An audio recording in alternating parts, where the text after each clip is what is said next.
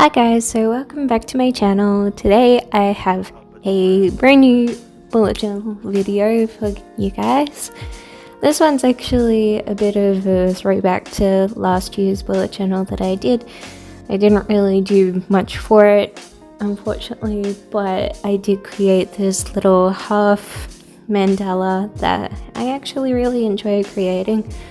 So this year I've actually used the same mandala but flipped it so that it became a full mandala instead of a half mandala, and I decided to do this little block out with the black, which I feel like makes a really nice minimalist kind of aesthetic to it.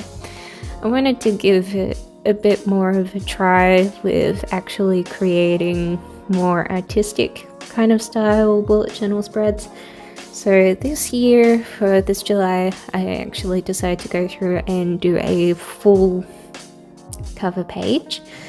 So we've got the mandala, we've got some more abstract shapes, so with the triangles and the circles and little details in it. It kind of looked a little bit plain with the mandala when I first put it in, so I decided that behind it with the triangles I would color one of them in, and I decided to also color in some of the shapes on the actual mandala itself. I wrote a little goodbye June little section as well, because I usually stick my cover on that side and have my Netflix and assessment trackers and things like that on the other side where the mandala is.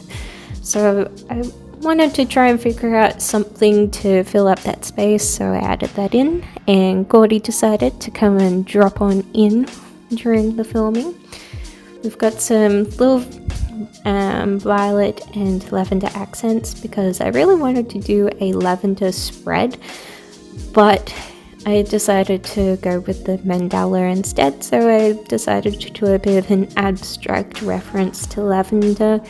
So we've got the similar shapes in the mandala from the lavender, and I also used the lavender colors throughout the spreads, just little minimal pops of color between the black and white and a little bit of grey as well, just to bring in the little greys that you see in the lavender on the actual plants.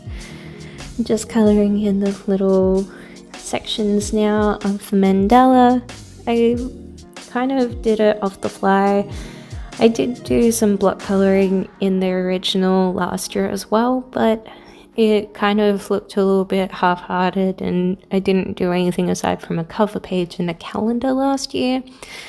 So I wanted to be able to do a full set of spreads this year, even if it was only about 4 of them.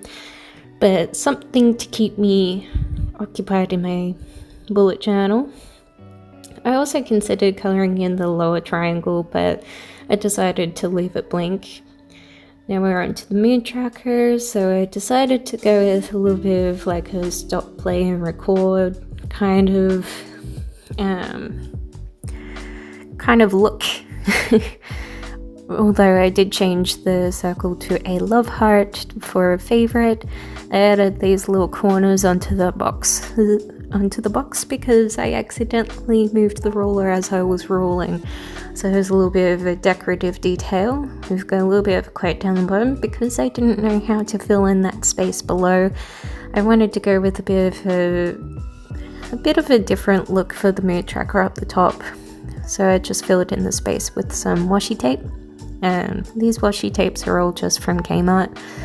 And then we roll all of the lines. It took a little while for me to do it in a way that I wouldn't move around the book while I was recording, because I know that I've gotten some feedback about my first bullet journal video where I moved the book around a lot. So I tried to keep it in one place and just filled in.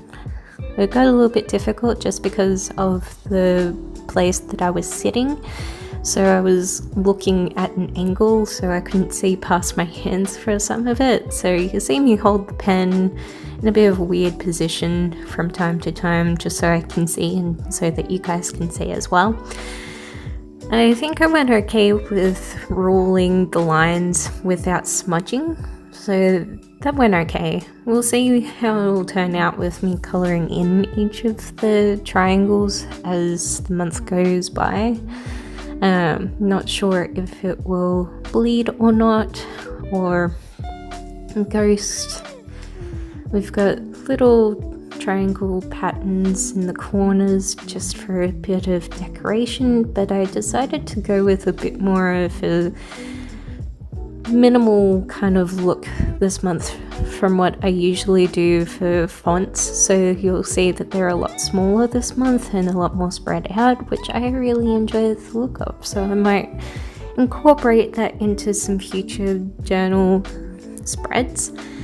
And then we go on to the habit tracker. So I have a lot of habits this month I'm tracking. It's kind of a little bit of a test to see which ones I actually do and which ones I can just scrap off my list. I decided to put a little black box around it just to make it look a bit neater and bringing in that minimalist sort of handwriting again and writing down all the days. 8 a.m. stands for waking up at 8 a.m. and 11 p.m. stands for when I go to bed before 11 or at 11. And then we've got some different little trackers. We've got one which is 30 days of hand lettering, so that's my challenge that I'm trying to do this month. We'll see if I can actually vlog or record some of the hand lettering that I do. I'm by no means an expert at it, so I'll probably butcher them a lot, but practice makes perfect. I really like how this spread turned out, how simple it is, and how I have the YouTube ideas, because I want to get into YouTube a bit more. I think that in terms of aesthetic, the page before this one or this one here would be about my favorite. I'm not entirely happy with my mood tracker page, but it's about the only one that I wasn't too happy with. The rest turned out okay. So we've got my language trackers again. They're a bit of a staple now in my bullet journal, even though I don't really do much Japanese study now, but I put these little dots down the side. There's 31 of them for each day of the month.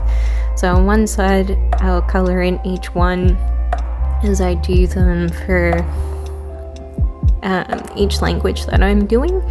So down the left, I'll have Japanese, which I'll do with the lavender, and then down the right, I'll use the other purple to do my Korean. I've been doing a bit more Korean. I've been studying using Talk to Me in Korean now, which I don't know how I didn't come across it before. I'd heard of it, but I'd never given it a go. But I really like how short and simple and sweet each of the lessons are. I'm only up to number 3 now, but I already know like Hangul and how to read the characters. I just need to learn the vocab and grammar. So adding in these little shapes, I tossed up between whether to colour some of them in with black, but I decided to keep them just simple just because otherwise I feel like it'd look too cluttered. So the trackers, they're actually an idea that Lindy Boats had just to see where you're up to with your language studies, so I decided to take it, run with the idea, and just do my own little twist on it. So it's not entirely the same as what she's done, but it's similar. I was inspired by her. And then we've got Work Tracker, which is a spread that I just came up with on my own. I decided to throw it in there to keep track of what I'm spending, when I'm spending, and how much I'm earning at work. Mainly for when tax time comes around and things like that. Also so that I can plan when I have the money for each of my expenses and when to pay them and things. Then we're just adding some more of the little simple lines and stuff, just to tie it in with the rest of the spreads that I've done. And I'm getting a phone call from my mom. Then after this one, I'm pretty sure that's all that I have for this let. So I'm going to leave it here, and I hope that you all have a lovely day wherever you are in the world. I shall see you next month. Bye.